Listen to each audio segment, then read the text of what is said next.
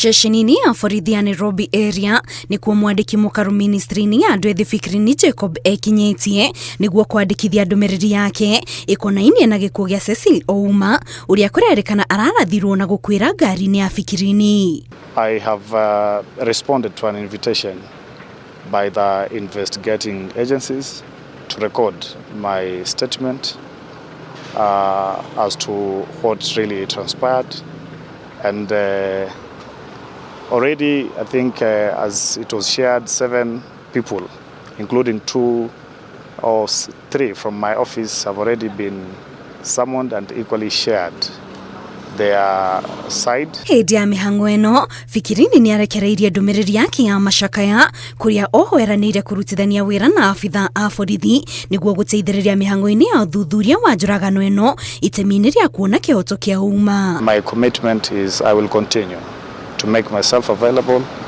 for any investigation pertaining this tragic death.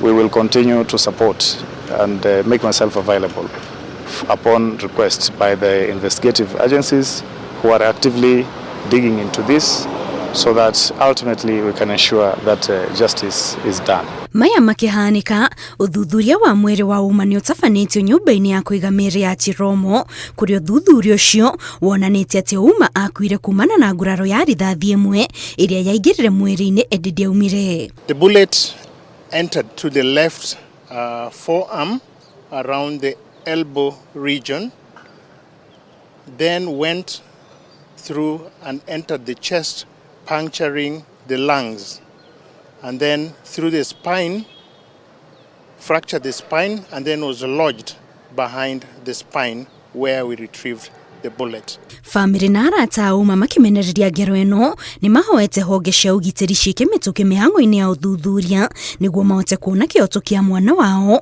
ũrĩa maugĩte ndararĩ na mahĩtia. We will only want justice to be served to Cecil because as a family we really feel hurt. Losing a family member, the person you have been talking to each and every time, and then all of a sudden the person is not there, is something that no one would want to experience. The bullet has been found, and so the question is, who had the gun? And who were the last people to be with the gentleman before he was shot?